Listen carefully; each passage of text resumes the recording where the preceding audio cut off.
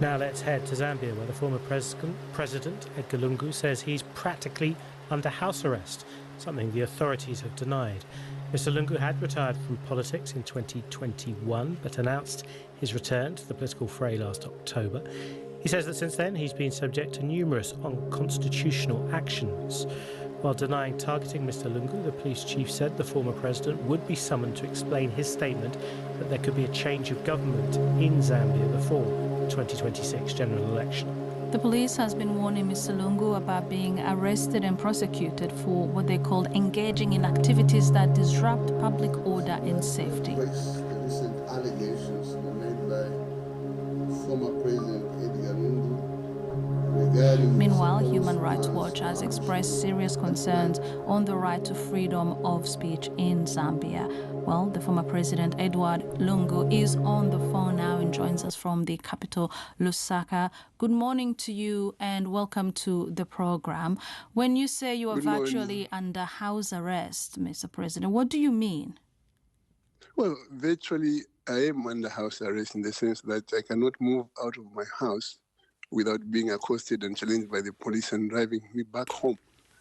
They took me out of a plane where I was supposed to have traveled for a conference just recently. The other time they refused to let me go for medication. The other time they refused me to go to church. And in fact, on several occasions, they have sent police to say, you can't go out. So this is a build-up, I guess, which they want to culminate into my arrests. And I'm ready for that. The good thing is I'm ready. I have also realized that they're not resting because of their failures in delivering what they promised the Zambian people in a number of areas. So as of now, as we talk, they've got 25 dockets, all of them bordering on treason and some other serious charges, which they were evaluating only yesterday with a view to coming to arrest me. But because they know that I'm ready and I have the support of the people, because what I'm speaking is what the people are saying. Mr. Lungu, without cutting you through, apologies for that. When you say you've been accosted by the police, could you give us examples of what are they saying? What are they doing? Well, let me give you the latest example, which I think was widely circulated. I went to the Copper Belt. On my way to the Copper Belt, I stopped over in Kabwe, which is the central part of the country.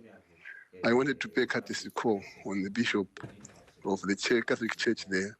They just came where we were in the bishop's office and told me, you can't be here, you shouldn't be here. And when the bishop asked why, they said, you are not supposed to be here. Because he's going to Copper Belt. That is the way where he is going, but he was not supposed to pass through here to Kabwe and stop here. This man cannot come here without letting us know. Is that what they say? You have to let them know of all your movements? They said that I could not travel and pay courtesy call on the bishop without them knowing. And they told the bishop that you can't host this man without letting us know.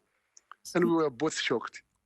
Mr. Lungu, we had in a statement from the Government and the Communications Office, which said, and I'm going to quote what they said, we wish to clarify that former President Lungu has never been placed under house arrest and that Mr. Lungu is now freely traversing our cities and towns, exercising his rights to freedom of speech and association. I wonder then, when you talk about unconstitutional actions against you that you're subjected to, what do you concretely point to?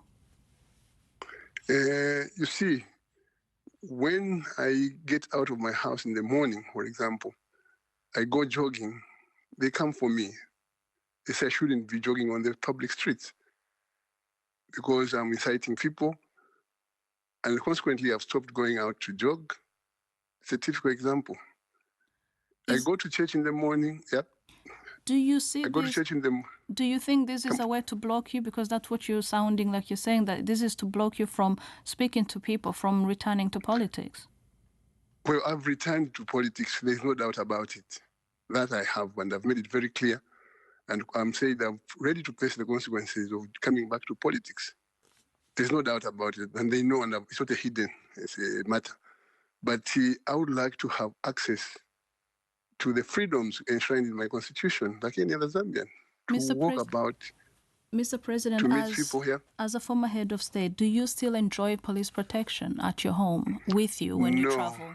No, I don't have. They withdrew basically everything.